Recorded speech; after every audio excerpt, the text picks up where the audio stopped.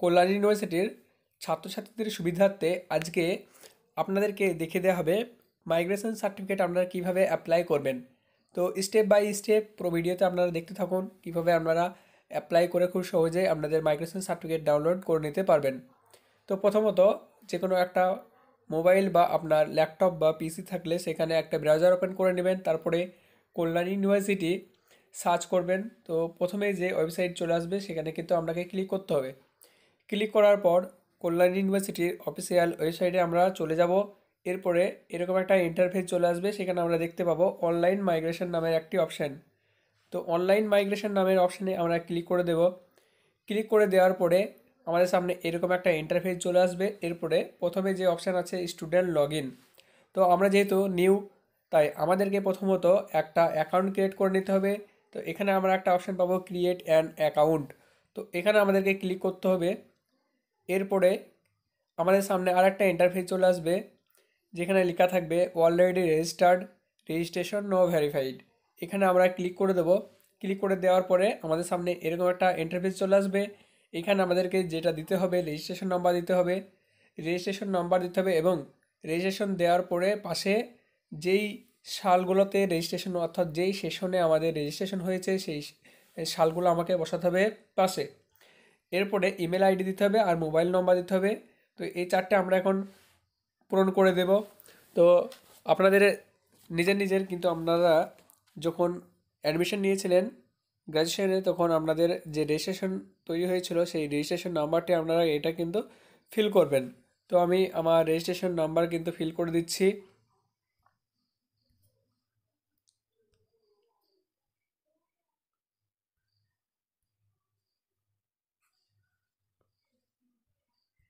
তো এটা আমার রেজিস্ট্রেশন নাম্বার। এরপরে আমি অফ লিখে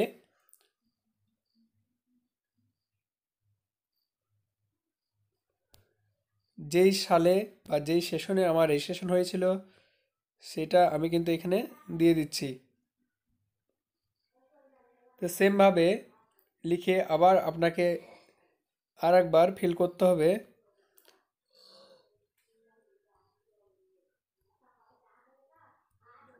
ফিল করে আবার আপনি সেশনটা দিয়ে দেবেন।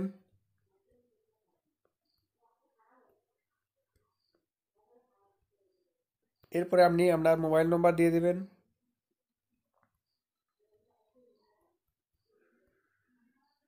এরপরে আপনার ইমেল আইডি দিয়ে দেবেন।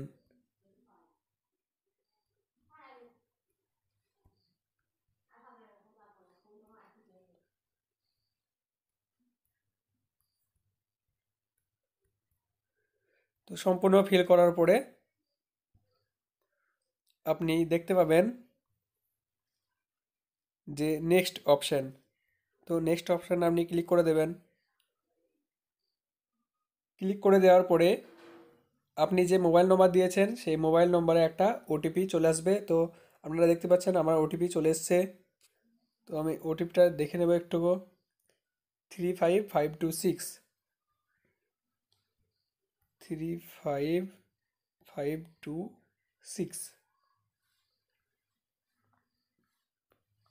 তো আমি ওটিপি সাবমিট করে ভেরিফাই ওটিপিতে ক্লিক করে দিলাম। এটা ক্লিক করে দেওয়ার পর আপনাকে নিজের নাম দিতে হবে, ইউজার নেম, অর্থাৎ আপনি আপনার নিজের নাম দিয়ে একটা ইউজার নেম তৈরি করে নেবেন। তো আমি একটা ইউজার নেম তৈরি করে নিচ্ছি। এরপরে আপনি আপনার ইচ্ছা মতো একটা পাসওয়ার্ড দিয়ে দেবেন। নিজের ইচ্ছা মতো একটা পাসওয়ার্ড তৈরি করে নিলাম।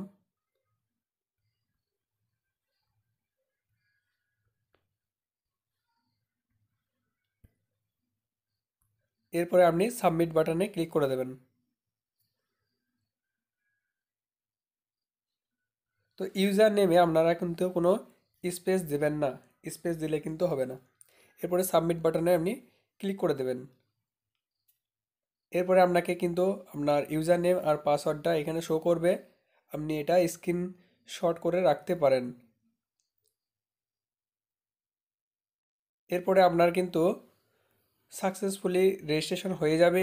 এরপরে আপনাকে পুনরায় স্টুডেন্ট লগ ইন ইন্টারফেস চলে আসবে। এখানে আপনার ইউজার নেম আর পাসওয়ার্ড দিয়ে আপনাকে লগ ইন করতে হবে।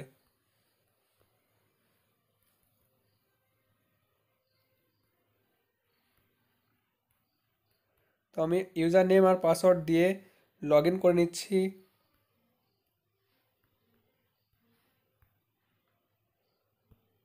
এরপরে আপনি লগ ইন করে দেবেন।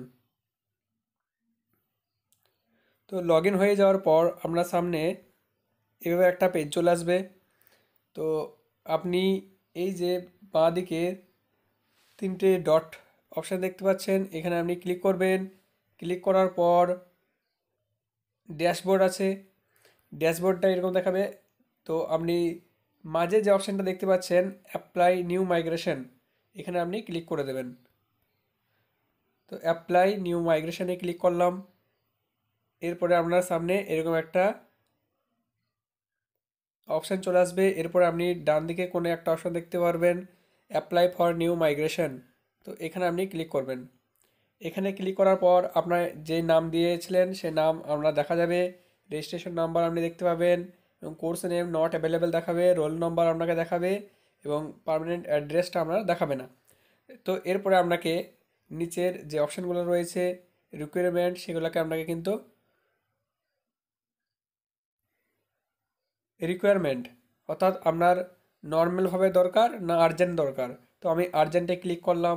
এরপর তো আপনি শেষ এক্সাম কল্যাণ ইউনিভার্সিটি কত সালে দিয়েছেন সেটা কিন্তু ইয়ার অফ এক্সাম, এটাকে আপনাকে এখানে দিতে হবে। এরপরে সেমিস্টার আর ইয়ার নম্বর, অর্থাৎ আপনি কটা সেমিস্টার দিয়েছেন সেই সেমিস্টার দিয়ে দিবেন। তো সেমিস্টার আমি কিন্তু ক্লিক করে দিলাম, 4টে সেমিস্টার দিয়েছি পিজির।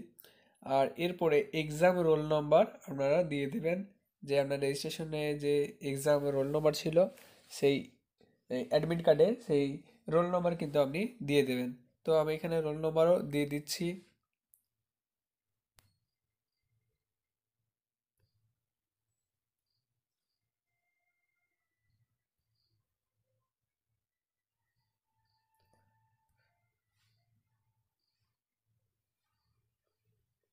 তো রোল নম্বর দিয়ে দেওয়ার পরে আপনাকে যেটা করতে হবে, এরপরে যে ডকুমেন্টগুলোকে আপনাকে আপলোড করতে হবে, first of all registration certificate, অর্থাৎ আপনি যে রেজিস্ট্রেশনের নাম্বার দিলেন সেই রেজিস্ট্রেশন সার্টিফিকেট কিন্তু আপনাকে আপলোড করতে হবে। এরপরে এনওসি ইউনিভার্সিটি কলেজ, অর্থাৎ আপনাকে কলেজে গিয়ে এনওসি একটা সার্টিফিকেট, সেটা কলেজে প্রিন্সিপালের কাছ থেকে সই করে নিয়ে আসতে হবে, সেটাও এখানে আপলোড করতে হবে। অর্থাৎ এনওসি এই ফর্ম আপনাকে কলেজে পেয়ে যাবেন, কলেজ থেকে আপনাকে কিন্তু এটা নিয়ে আসতে হবে।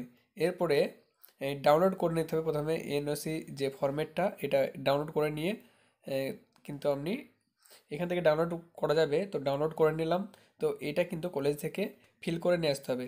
তো দেখতে পাচ্ছেন এটা ডাউনলোড করে নেওয়ার পরে আপনারা কিন্তু কলেজ থেকে এটা কিন্তু আপনি ফিল করে নিয়ে আসবেন।